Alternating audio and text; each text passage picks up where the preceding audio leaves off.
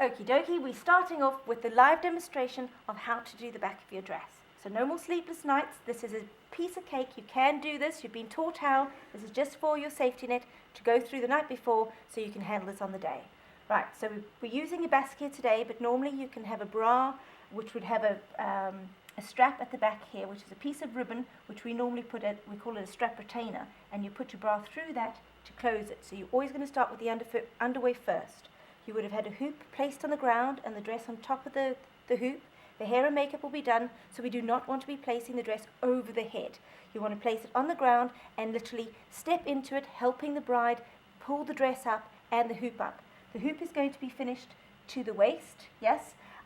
You would have put your underwear on first, then the hoop over above the underwear, being the basque, and then the dress over the top of that. So I'm going to quickly do the basque up.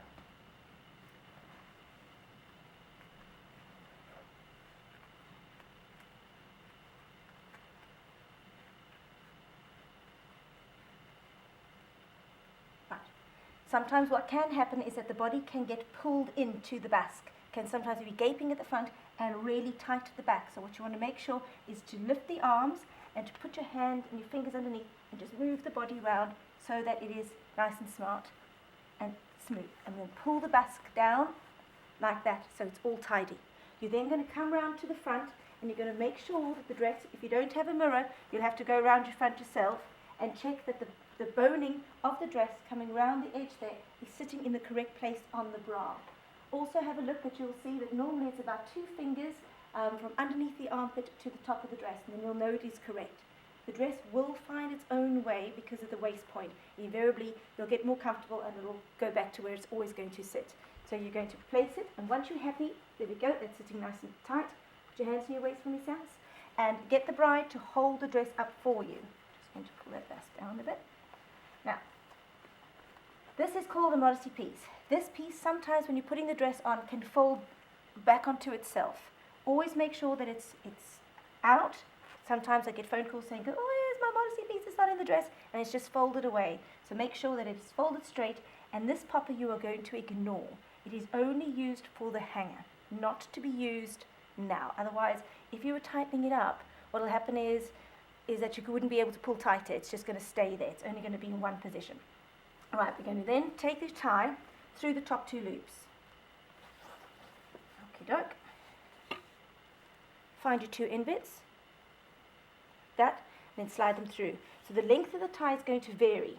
If the tie is shorter, that is because it's going to be tied in a knot and stuck down the bottom. If you're doing a bow, and it'll be longer. So on the longer ones, it's a lot easier to do, because you can use all your tie to go all the way through. And what we're going to say is we're going to try and do as much of the tie as you can, doing your lace up, until you run out, and then you're going to tighten up. So you'll notice I've done a right-left movement going from underneath. So there's 2 already started.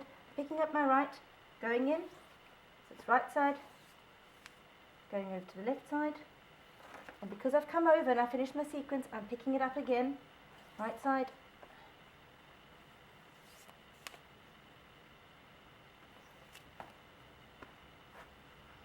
go. There, pattern is starting to form. You can straighten up the tie as you go. Sometimes if you've got a larger tie, as in this piece is larger, it's a lot trickier to do to keep it tidy. The smaller ones are a lot easier.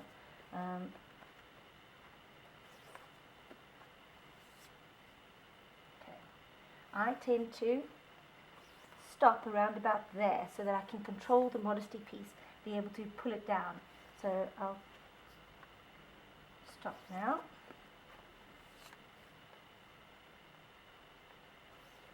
There we go. Right, so I've got enough space if I wanted to move my modesty piece up and down.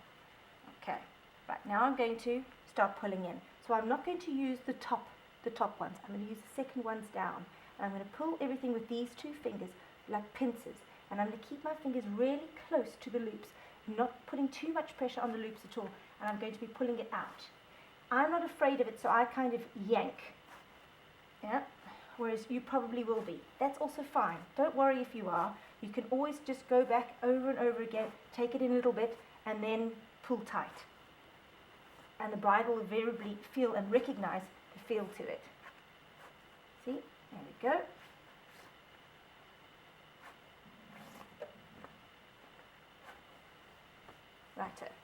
So you will find, especially if it's on a fishtail, you will be careful not to pull it too tight. The dress is invariably tight over there, not so much over here, but over there.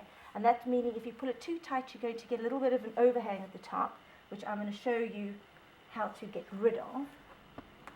A moment. Okay, so I'm going to leave that there. Right, now, hypothetically, we don't have it here as a problem, but if we did, and we had this piece hanging over the back end, thinking, ooh la, we're not having that. How to fix that is to raise the arm straight up, so that that shoulder blade lifts up straight away and gets out of my way. I'm going to take my fingers and pull them with the basque and the dress, and I'm going to literally move the shoulder blade forward and move that forward like that. Right, up the arms has, and that way it's tidy. Also, I will be coming round to the side, and I'll be having to look to see, is my dress sitting nice and smooth, that there's no gap there. If there's a gap, sometimes it can be really tight and I've got a double back here and gaping at the front. Again, make sure the arms are up and the bust is sitting within either the bust cup or the bra or the basque correctly and is fitting into the dress smoothly. And move so you can literally just wriggle it around so you make sure you're correct. You think, okay, yep, that's sitting nice and tight again, and then pull it at the back. Always raise the arms and then pull it through. Right, now we've got down to the back and we're going to do a tie off. I'm going to go through a bow quickly just in case you haven't done a pretty one before. So I'm going to do a little knot, my right side, taking over, now use my two fingers like that, going over the top and then slide it underneath. Now we don't need a ginormous bow here, just a small dainty one will do, and then let the ties go down. If you find that once you've done this and you're sitting back and your two ties are far from equal, see mine aren't even equal, what you can do is, don't worry about it, just cut the end off. No one's going to see, it'll never fray by the end of the day, it's satin, it'll be fine, versus going over and over again until all your ties are perfect. So just neaten off with a little snip and you'll be good. But that looks all tidy and ready to go. Good luck.